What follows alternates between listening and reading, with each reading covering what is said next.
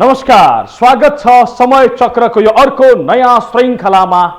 म धीरज बस्नेत। दर्शकवृन्द, नेता र नेतृत्व गतिलो परेन र जनता सचेत भएन भने देश नै तहस नहस हुन कति पनि बेर लाग्दैन। जुन कुरा थाहा पाउन धेरै पर पुग्नु पर्दैन। दक्षिण एसियाली मुलुक श्रीलङ्कालाई हेरे पुग्छ। ऋण काट्ने र घिउ खाने घाँटी नै नहेरी हाड निल्न खोज्ने गर्दा आज श्रीलङ्काको अर्थतन्त्र यति डामाडोल बनेको छ कि सम्हाल्न कर्फ्यू नै लगाउनु परेको छ। महँगी यति बढेको छ कि आम नागरिक खानेकुरा खरिद गर्न नसकेर भोक भोकै मर्नुपर्ने अवस्था बनेको छ। धनाढ्यका हातमा पैसा त छ, तर सामानकै हाहाकार हुँदा पैसा फाल्दा पनि वस्तु पाएका छैनन्। अर्थात् पैसा खोस्टो बराबर बनेको छ। पेट्रोलियम पदार्थको बिक्री वितरण नै ठप्प भएको छ। 14 घण्टासम्म लोड सेडिङ सहन नागरिक बाध्य छन्। सरकारले कागज किन्न नसक्दा विद्यार्थी परीक्षा दिनबाट वञ्चित हुनु परेको छ। अर्थात् देश नै टाँट पल्टिने अवस्थामा पुगेको छ। श्रीलङ्का जुन परिस्थितिबाट गुज्रिरहेको छ, नेपाल पनि त्यही खालको खतरामा परेको छ।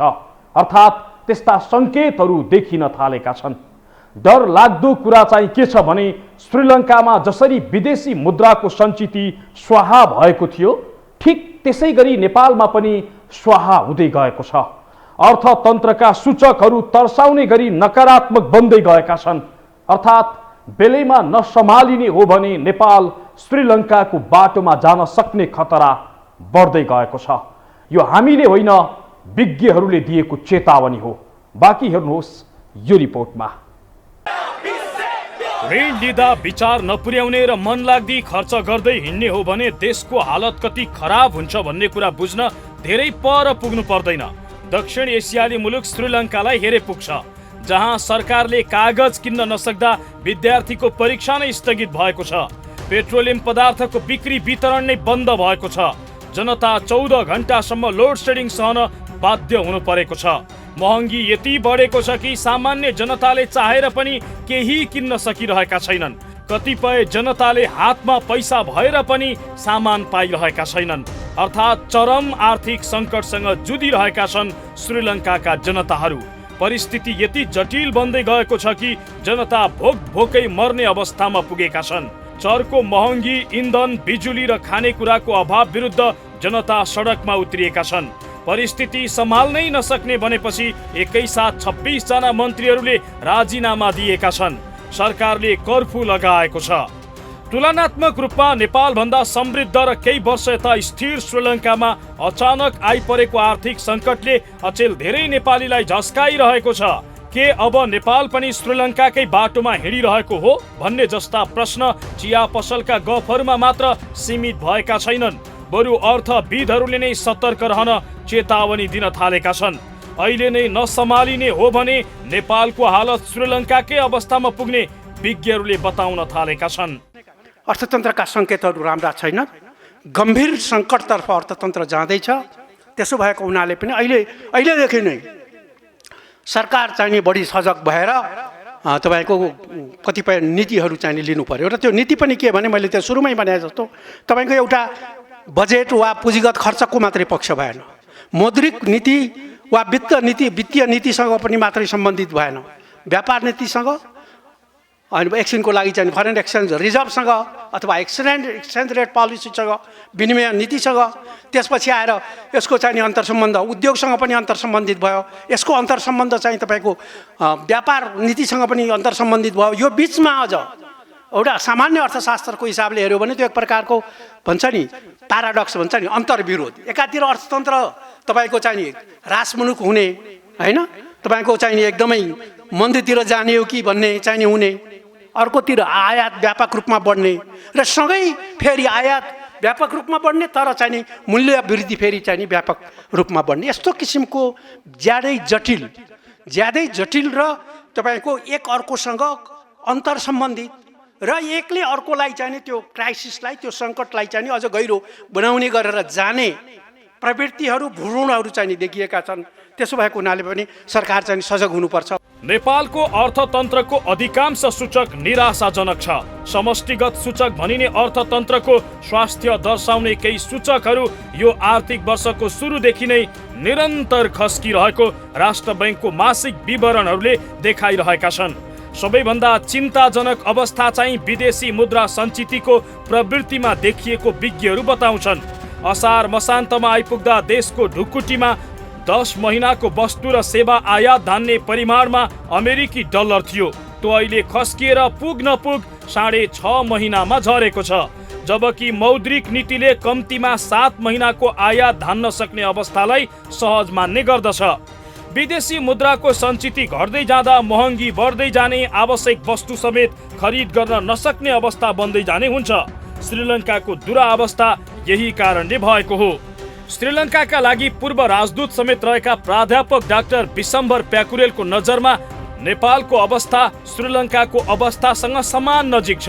त्यहाँ जुन स्तरको भ्रष्टाचार छ, जुन स्तरको नातावाद कृपावाद छ र जसरी विलासी सामानको अधिक प्रयोग हुन्छ, ठिक त्यस्तै अवस्थामा नेपाल पनि छ, जसले गर्दा नेपाल पनि दुर्घटनाको डिलमा पुगेको उनको विश्लेषण छ।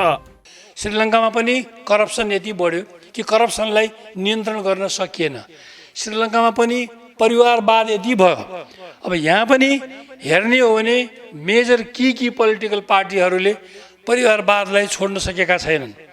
अब सानोतिनो पैसा गोलमाल गर्ने, घर चलाउन मुस्किल हुने मान्छेहरूले खाएको चाहिने पैसा चाहिने देखिन्छ भ्रष्टाचार गरेको। ठुल्ठुला पेन्डिङ केसहरू त कति छन्। अहिले अदालतमा पनि विभिन्न किसिमको राजनैतिक समस्या आइराखेको हुनाले अदालतले निर्णय गर्न नसकेर यो म्यान पावरको प्रब्लम भएको हुनाले अब हाम्रो खरबौँ रुपियाँ त त्यो मुद्दामा अड्केर बसिरहेको छ। अब यो अदालतले निर्णय नगरेसम्म त त्यो पैसा त त्यही एक ठाउँमा जम्मा हामीले सेफमा राखे जस्तै भयो। त्यो जब पैसा रोल हुँदैन, रोलै भएन भने त विकास त हुन सक्दैन। एकातिर पुँजीगत खर्च बढ्न सकेका छैन, एकातिर यो समाजवाद उन्मुख अर्थतन्त्रमा हामी जाने भनेर अब निजीकरण गर्ने कुरालाई पनि हामीले पछाडि सरिरहेका छौँ।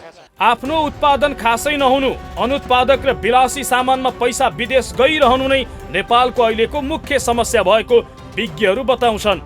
विदेशी मुद्राको सञ्चित त घटेको छ नै, देशमा भित्रिने रेमिट्यान्स आम्दानी पनि निरन्तर खस्किरहेको छ।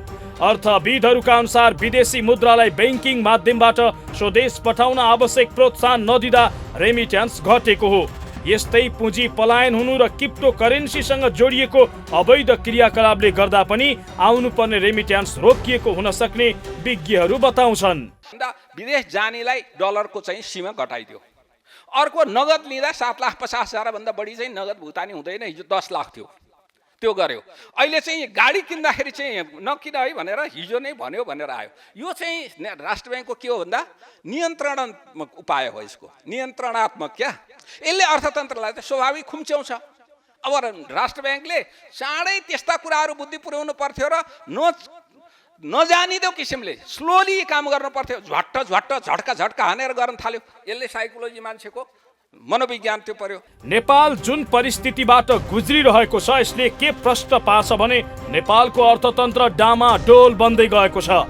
सरकारले भने परिस्थिति सम्हाल्न भन्दै सार्वजनिक विधा बढाउनेदेखि सवारी साधनमा जोर बिजोर लागू गर्ने सम्मको तयारी थालेको छ।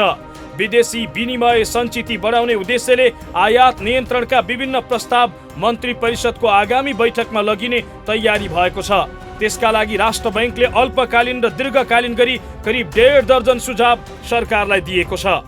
पेट्रोलियम पदार्थको आयातमा वैदेशिक मुद्राको ठूलो राशि खर्च भइरहेकाले त्यसको आयात घटाई विदेशी विनिमय सञ्चित बढाउन काठमाडौँ उपत्यका लगायत देशका प्रमुख शहरमा चल्ने सवारी साधनमा जोर बिजोर लागू गर्ने प्रस्ताव गरिएको छ। बिहान 10 बजे खुल्दै आएका सरकारी कार्यालय अब 9 बजे नै खोल्ने तथा शनिबार र आइतबार 2 दिन सार्वजनिक बिदा दिन पनि प्रस्ताव गरिएको छ। श्रीलङ्काको अवस्था बन्न नदिन सरकारले भारी मात्रामा विलासीका सामान आयातमा कडाई गर्ने निर्णय गरेको छ। सवारी साधन, माछा, मासु, साबुन, स्याम्पू, चकलेट, चुइगमदेखि फर्निचर, घडीसम्मको आयात रोक्न सुझाव दिइएको छ। नेपाल र श्रीलङ्का बीच धेरै कुरामा समानता छ। डलर सञ्चितको अवस्था मात्रै श्रीलङ्काको जस्तो बन्दै गएको छैन, भ्रष्टाचार र परिवारवादको अवस्था पनि त्यहाँको भन्दा कम छैन नेपालमा। श्रीलङ्कामा दाइ राष्ट्रपति, भाइ प्रधानमन्त्री, छोरा मन्त्री बनेका छन्। नेपालमा श्रीमान श्रीमती पालै पालो मन्त्री बन्छन्। छोरीलाई मेयर, बुहारीलाई मन्त्री र आफू प्रधानमन्त्री बनेका छन् र सेटिङमा जे चाह्यो त्यही गर्छन्। ठुला भ्रष्टाचारका मुद्दा अदालतमै वर्षौंदेखि अड्काउने मात्रै होइन, नीतिगत भ्रष्टाचार गरेर राज्यको अरबौंको सम्पत्ति आफ्ना बिचौलिया कार्यकर्तालाई पोस्नेसम्म गर्दै आएका छन्। अनि देश श्रीलङ्काको बाटोमा नगएर कहाँ जान्छ? अझै आफ्नो उत्पादन शून्य बनाउँदै लाने र विदेशी उत्पादनमा भर पर्ने अवस्थाले नेपालको अर्थतन्त्र डामाडोल बन्दै गएको छ। विलासी वस्तुको आयातमा हुने खरबौंको खर्चले झनै देशलाई टाँट पल्टाउँदै लगेको छ। कसरी नेपालको अर्थतन्त्र धराशयी बन्दै गएको छ त देखाउने छौं, तर एकैछिनको ब्रेक पछि।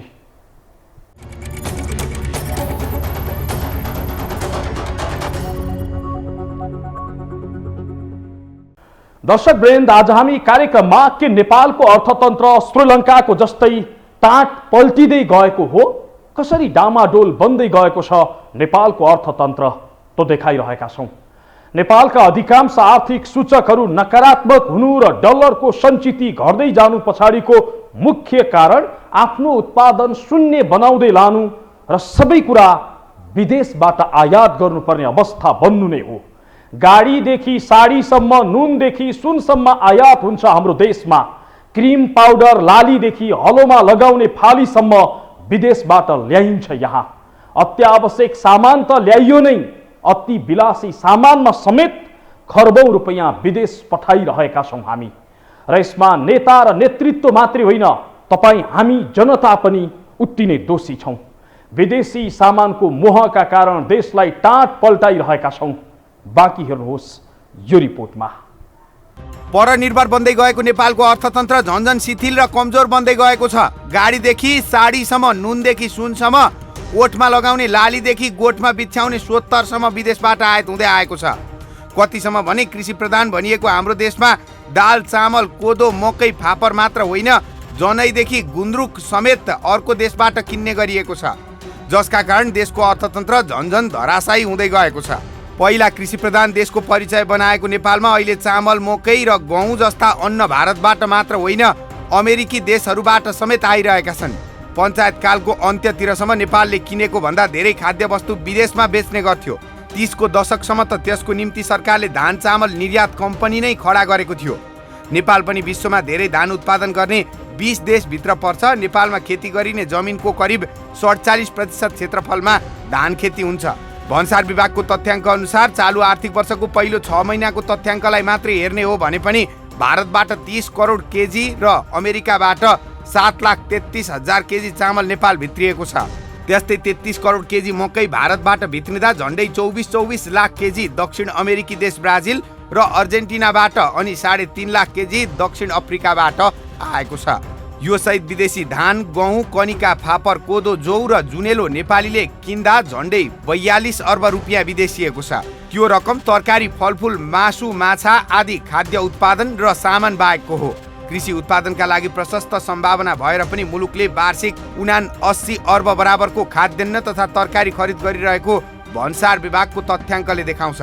नेपालमा खाद्य परनिर्भरता यतिसम्म छ कि फ्रान्सको सुँगुरदेखि युक्रेनको तेल र थाइल्यान्डको मसलासम्म वर्षौंदेखि अर्बौंको आयात गर्दै आइरहेको छ। पारखीहरूका लागि संसारभरका उत्पादन उपभोग गर्न पाउनु खुला बजार अर्थतन्त्रमा सामान्य मान्न सकिएला, तर यो तथ्याङ्कले नेपालको खाद्य परनिर्भरता कुन हदसम्म बढेको छ भन्ने स्पष्ट पार्छ, जसका कारण मुलुककै अर्थतन्त्र दिनानुदिन ओह्रालो मात्रै लागिरहेको छैन, भोलि ठुलो आर्थिक सङ्कट आउन सक्ने खतरा रहेको अर्थविदहरूले बताएका छन्। यो ग्लोबल्ली असर परिसक्यो। यो 2008 को सङ्कटले कहाँ असर पारेको थियो भन्दा खास गरी युरोप र अमेरिकाका अर्थतन्त्रलाई असर पारेको थियो।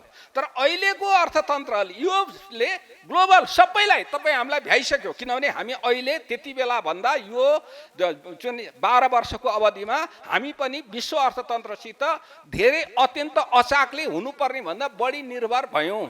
हामी अन्तर्निर्भर भयौँ होइन कि परनिर्भर हुँदै गयौँ। त्यसले पनि हामीलाई प्रभाव पार्या हुनाले र विश्वको अर्थतन्त्रमा अहिले तपाईँले आइएमएफको चिफकै कुरा मात्रै होइन अरू कसैले पनि ठ्याक्कै भोलि यसो हुन्छ भनेर प्रेडिक्ट गर्न सक्ने, अनुमान गर्न सक्ने अवस्था छैन।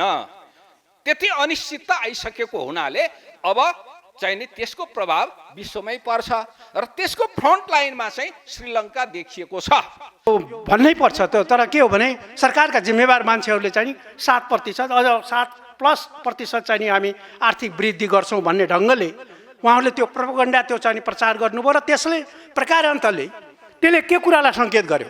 त्यही कुरालाई सङ्केत गर्यो भने जुन किसिमको एउटा सङ्कट उन्मुखतातर्फ अर्थतन्त्र गइरहेको छ त्यसलाई चाहिँ संवेदनशील हुने र होइन अनि त्यसपछि आएर प्रोएक्टिभली सरकारले कहाँ कसरी हस्तक्षेप गर्नुपर्छ अझ त्यसमा पनि अहिलेको चाहिने एउटा ओपन इकोनोमीमा होइन नेपालमै उत्पादनको प्रचुरता रहेका दैनिक उपभोग्य वस्तुहरूको साथ समुद्र पारीका मुलुकबाट हुने आयात घट्नुको साटो वर्षेनी उकालो लागेको देखिन्छ।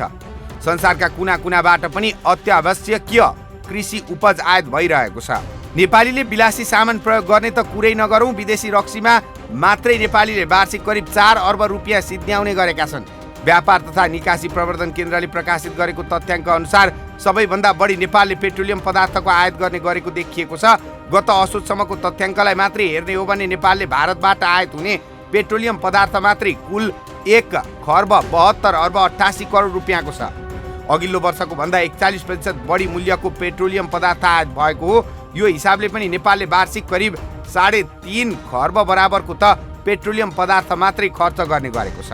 त्यस्तै दोस्रो बढी रुपियाँ आयात हुने वस्तुमा फलाम स्टिल रहेका छन्। फलाम तथा स्टिलजन्य वस्तुका आयात गएको आर्थिक वर्षमा 1 खर्ब 44 अर्ब रुपियाँको भएको छ। अघिल्लो वर्षको तुलनामा यो रुपियाँ 35%ले बढी हो।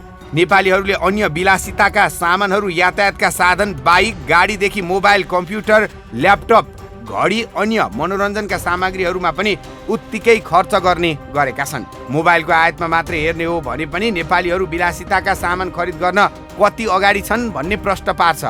कोरोना भाइरस महामारीका बीच नेपालमा गत आर्थिक वर्षमा मोबाइल फोनको आयातमा ठूलो रकम विदेशिएको छ। खर्च भएको रकम अघिल्लो आर्थिक वर्षको तुलनामा झन्डै दोब्बर पुगेको भन्सार विभागको तथ्याङ्कले देखाउँछ। विभागका अनुसार आर्थिक वर्ष 2077-78 मा मात्रै 36 अर्ब 90 करोड 45 लाख रुपियाँ बराबरको 70,30,366 वटा मोबाइल सेट आयात गरिएको छ। अन्य मनोरञ्जनका साधनहरूको आयातमा पनि उस्तै रकम विदेशी रहेको विभागको तथ्याङ्कले देखाउँछ। नेपालको अवस्था जेसुकै होस्, आफ्नो शौखिन र विलासी जीवन कसरी बिताउने भन्नेमा नेता कार्यकर्ता सबै नेपालीकै लागि परेको देखिन्छ। त्यस्तै हो भने भोलिका दिनमा नेपालले अहिले श्रीलङ्काले भोगिरहेको जस्तो चरम आर्थिक सङ्कट भोग्ने दिन नआउला भन्न सकिन्न। कृषि प्रधान देशमा धान चामल मात्रै होइन गुन्द्रुक समेत विदेशबाट आयात गरिन्छ। अनि किन टाँट पल्टिँदैन मुलुक? आफ्नो उत्पादन शून्य बनाउँदै लगेका नेपालीले विदेशी रक्सीमा मात्रै वर्षमा 4 अर्ब रुपियाँ स्वाहा बनाउँछन्। मोबाइल फोनमा मात्रै वार्षिक 37 अर्ब भन्दा धेरै पैसा विदेश पठाउँछन्। अझै त्यसमा पनि आइफोन बोक्न पाए अर्कै धरतीमा पुगे झैँ गर्नेहरूको जमात कम छैन। यहाँ देश टाँट पल्टिए पनि 2 लाख रुपियाँको आइफोन किन्न नछाड्नेहरू यो परिस्थिति आउनु पछाडिका कारक हुन् कि होइनन्? विदेशी ब्रान्डको महँगो सामान उपभोग गर्दैमा आफूलाई भयानक ठान्ने र ठुलै मान्छे मान्ने नागरिकको जगजगीका कारण यो अवस्था आएको होइन र? देश आर्थिक सङ्कटमा फस्दै जानु पछाडि राष्ट्रियता नभएका दल र तिनका नेता त दोषी छन् नै, विदेशी सामानको मोहमा लतारिएका नागरिक पनि उति नै दोषी छन्। मेरो पैसा मेरो मर्जी भन्दै हिँड्ने ती धनाढ्यले यो नबिर्सिउन् कि देश टाँट पल्टियो भने त्यो पैसाले केही काम गर्नेवाला छैन। श्रीलङ्काका धनाढ्यहरूले पैसाको ओइरो लगाउँछु भन्दा पनि खानेकुरा पाइरहेका छैनन्। यो कुरा नबिर्सिउन् नेपाली धनाढ्यहरूले। पैसा सम्हालेर र विचार गरेर खर्च गर्नुहोस्। हौस् त, आजका लागि समय चक्र यति नै। अहिलेलाई बिदा दिनुहोस्। नमस्कार।